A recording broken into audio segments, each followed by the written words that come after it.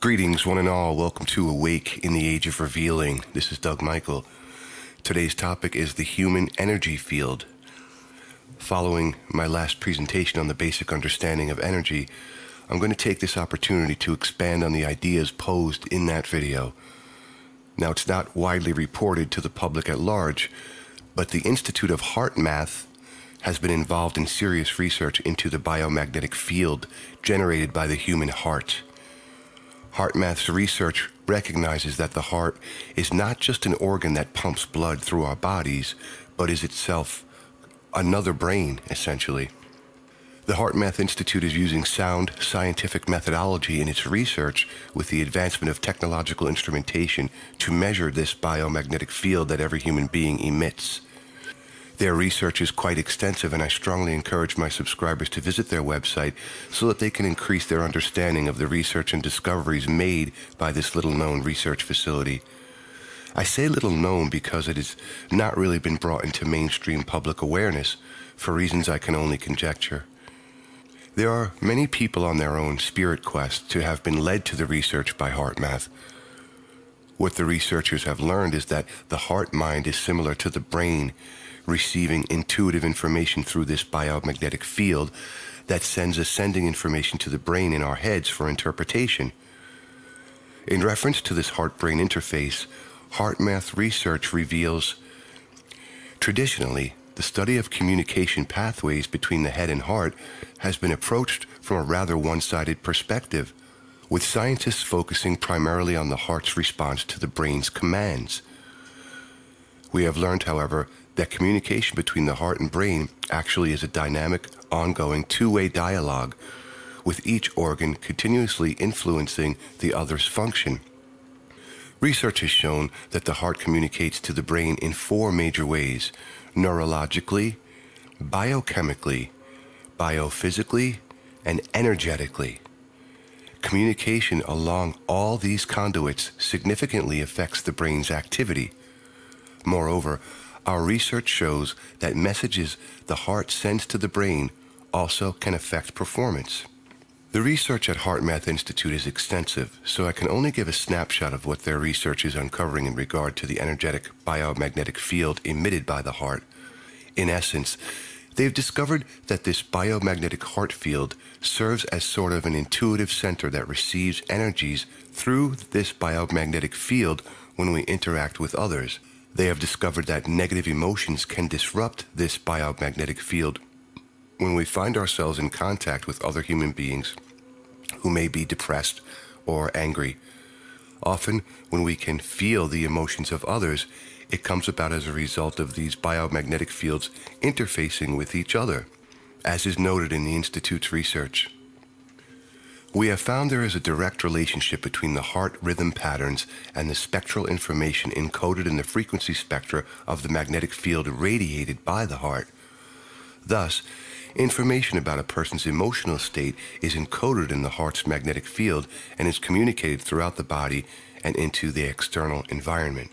The Institute has also discovered that more positive emotions, a state that they refer to as coherence, is found when we are not confronted with the disruptive sources of negative emotional energies generated by others, provided we ourselves can maintain this state of coherence, as the Institute informs us. This suggests that when a person is in a physiologically coherent state, he or she exhibits greater sensitivity in registering the electromagnetic signals and information patterns encoded in the fields radiated by others' hearts. At first glance, the data may be interpreted to mean we are more vulnerable to the potential negative influence of incoherent patterns radiated by those around us.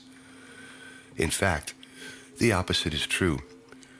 When people are able to maintain the physiological coherence mode, they are more internally stable and thus less vulnerable to being negatively affected by the fields emanating from others. It appears that increased internal stability and coherence is what allows the increased sensitivity to emerge. The Institute's research and its findings are pretty conclusive, and for those that adhere to the need for scientific verification before they can believe something, predicated on empirical methods of scientific research, HeartMath provides some pretty serious indicators of how this human biomagnetic interface functions. Here is where I take this research and seek to advance our understanding by offering some more definitive explanations about the overall meaning of their research and how it relates to the advancement of human consciousness. As I explained in my last video, using love energy as an example, I'm going to expand on that information. Humanity at this time is operating under the control of the ego. All of its impressions and interpretations of information, whether it is scientific or otherwise, is interpreted through the filter of the ego consciousness. We can see what the researchers at HeartMath have uncovered, but what they have not yet seen or understood that would explain their understanding of their discoveries is how advanced consciousness will play such a key role in their research. Every human emotion experienced by our species at this time is reactive. The ego reacts to external stimuli and then generates what we can consider to be amplified and exaggerated emotional responses. Very few, if any, humans could be considered emotionally proactive. We get angry based on some external stimulus or another. When the ego finds anything that causes it displeasure, it uses our emotions against us in order to get its own way. In many respects, we can view how the ego abuses our over-amplified emotions no different than a petulant child reacting to not getting its way. Just as we see a child in a temper tantrum go overboard in its emotional display, we carry these same ego-reactive characteristics with us into adulthood. Through cultural programming and social engineering, we're indoctrinated into what is and what isn't acceptable behavior. In a sense, we all have to try to leash in this ego reactivity that is present in our psyche and continually try to keep it under control so long as the petulant ego can manipulate our emotions based on external circumstances. Every human under control of the ego is basically a walking emotional time bomb, and we never know what we may say or do that will trigger a negative reaction in someone else. The more that the world's situation deteriorates, the more emotionally explosive people become as their egos get more and more out of hand. Now, I would suggest that those who choose to remain willfully ignorant to the situation that surrounds us will suffer extreme psychological and emotional breakdowns as the current paradigm accelerates in its collapse. Indeed, we already see this occurring.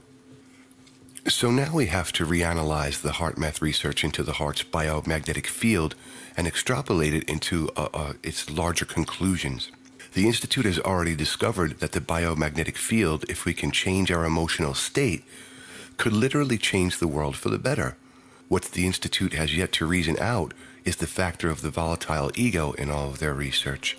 Seeking emotional control of the ego is not the solution for this problem. There are a number of spiritual traditions that teach about balance. To date, most of these teachings have been misinterpreted to mean some kind of emotional balance, which can be brought about through processes of behavioral modification and changing the way we think. Now, this is strictly the materialist, psychological approach that those who are still operating under the ego paradigm can envision as a solution. When one can conquer the ego and move into a higher state of cognitive awareness, an individual reaches a state of emotional balance because the ego is no longer able to manipulate our emotions in such a radical and reactive manner. This state of balance can't be attained through any type of ego-emotional processes of behavioral modification. Now, this does not mean that one must become emotionless like Spock. It simply means that the emotions no longer drag them around by the neck. The state of cognitive balance is a naturally occurring side effect of finally transcending the ego and moving past all of its means to control our psyches. And this particularly includes how the ego abuses our emotions to keep our consciousness enslaved to its own designs.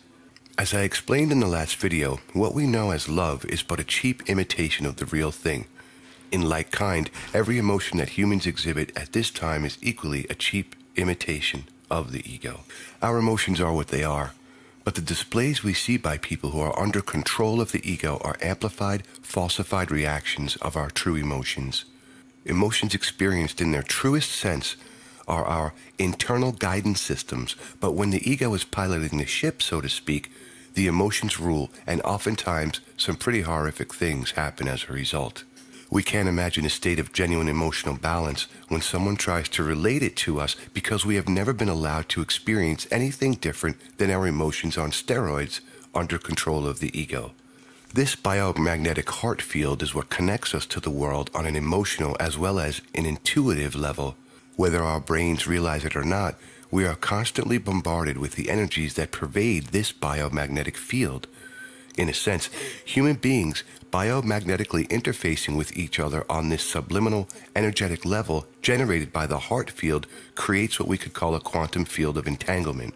Now, the standard definition for quantum entanglement, this is the Wikipedia definition. So just basically standard, definition. Quantum entanglement is a physical phenomenon that occurs when pairs or groups of particles are generated or interact in ways such that the quantum state of each particle cannot be described independently. Instead, a quantum state may be given for the system as a whole. The entire cosmos, on every level, is a dance of energies. When we can finally understand this quantum entanglement of the human biomagnetic field, it's not hard to realize that we are all surrounded by this energetic vortex of entangled emotional energies.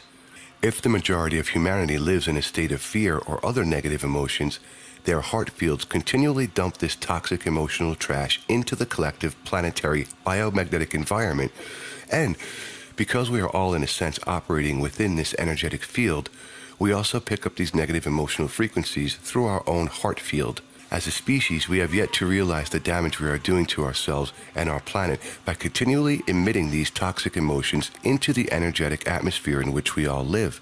For all intents and purposes, from an energetic perspective, based on sound research by the HeartMath Institute and the facts they present, the emotional energies our species emits is a cesspool. Now, if I were part of an alien race who understood the workings of energy, I wouldn't set foot on this planet because it would be like wading through energetic shit. Recapping part of a previous quote, when people are able to maintain the physiological coherence mode, they are more internally stable and thus less vulnerable to being negatively affected by the fields emanating from others. It appears that increased internal stability and coherence is what allows the increased sensitivity to emerge. This observation is extremely relevant when we can move into understanding energy more and learning how to advance our consciousness and thus our emotional stability to reach a frequency that elevates us above this entangled field of toxic garbage. In this regard, the world saturated by these energies can be transcended as our consciousness advances and we can reach that permanent state of energetic coherence. Imagine this with an allegory of a rock in a river. The rock doesn't stop the flow of the river, but the flow does have to move around the rock. When we can elevate our consciousness, we become like that rock. The flow of these negative energies emitted by toxic human emotions has to move around us. This may be a simplistic example, but I think it makes the point. In like kind, when we stack up more rocks, we can alter the course of the river if enough people desire, dam it up altogether. In reference to what I have been presenting through my videos in regard to the new paradigm, we have to realize that just as low-frequency energies presently govern this quantum field, as our consciousness shifts, we start infusing our higher-level energies into this field as well. We become the rock in the river, but we are also individual energetic transmitters through our own biomagnetic field interactions with others. As more humans move into a higher vibrational state of cognitive awareness, more of these higher vibrational energies get sort of rubbed off on others as our heart field interacts with theirs.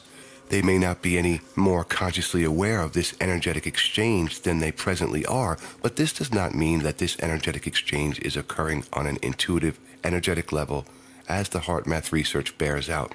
Not everyone is going to respond to this invitation to create a new paradigm. But by introducing these energies into the collective whole, they are going to serve as a type of intuitive notice to some people who may eventually be guided into discovering this new energetic paradigm through their own choosing. As my presentations have been informing my listeners and subscribers about humanity being at a crossroad for our advancement as a species, When we understand the interactive nature of this human biomagnetic field, then we can start to unravel what may seem mysterious and incomprehensible in the New Paradigm books. There are those on this planet who have a keen desire to find a new and better way for the human race to live as a species. The more people have the desire to participate in the new paradigm, the more their own energies contribute to the overall biomagnetic field, which creates a new and different quantum field of entanglement outside the present low vibration paradigm of fear and limitation. We only need to look at the heart math research to see and understand how such a shift in consciousness is not only possible, but scientifically plausible. With all of this information in hand, let's take a look at a passage from Embracing the Rainbow and see what understanding we can now gain from this quote. This process will require that individuals separate themselves from those refusing to change their perceptions and to align themselves with others who are willing to make this change. When lives begin to change as a result of accepting and using personal responsibility through the application of the universal laws, those previously unwilling to change will again choose to follow suit or not. Remember that free will is the loose cannon of the third dimension, and that freedom to choose is made by all, whether they admit it or not. Now that we understand how humans interface on an intuitive and emotional level through the heart's biomagnetic field, and how this energetic quantum field of entanglement holds our consciousness within its current boundaries, we finally arrive at the logical solution about how this shift in consciousness is going to occur. When Embracing the Rainbow instructs us that those who choose the new paradigm for human consciousness can create a new reality, we can finally see how this is going to come about. On one hand, we have the current system of a low vibration quantum field of interacting energies, and on the other, we are on the threshold of creating a new human quantum energetic field separate from the present paradigm of fear. As these profound books instruct us, we have to separate ourselves from those who are unwilling to choose this option and leave them to their own choices in the old energetic paradigm as it crumbles in upon itself with all of its destructive tendencies. It is a parting of the ways. The more people who can not only catch this vision for a new paradigm for humanity, but can understand how such a thing can take place based on sound scientific research, then what seemed impossible to us before is now completely possible. It only requires the choice of which energetic paradigm you are drawn to as to which energetic quantum field you feed and live within. Many out of fear, ignorance, or lack of care will remain within the crumbling current system because they cannot envision anything larger than the limiting thoughts of the tiny ego box. The field of energy for the new paradigm has already been created.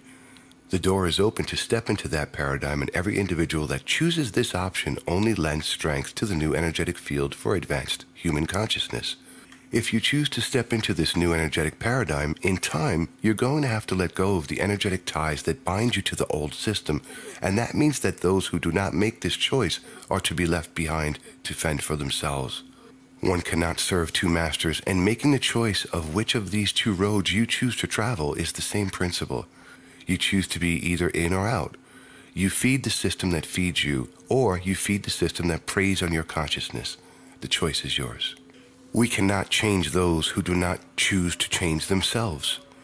Whichever road any individual decides to travel, the matter is solely predicated on their own free will and choices. This video has not only shown the way that this shift to a new human paradigm is possible, it gives even the naysayers a scientific grounding for understanding how such a seemingly mystical or unimaginable occurrence can come about. You are standing at the crossroads of human evolution. This video has illustrated the point of separation on that road and illuminated the choice that we each have before us. It may seem harsh or severe, but the situation is what it is. You only have to decide which road you want to travel. You can either continue to put your focus and energies into the old energetic quantum field of fear, or you can start focusing on a new paradigm that everyone who chooses to serves to magnify the quantum field of the new paradigm as a builder for a better and saner humanity. For those subscribers who are wise enough to read these new paradigm books and wonder how such a seemingly impossible feat can be accomplished, I think the explanations in this video illustrate exactly how it will be done. Ladies and gentlemen, I extend my gratitude to any and all who take the time to search for the truth with an open mind. Thank you very much for listening to Awake in the Age of Revealing. This is Doug Michael. Until next time, walk in peace.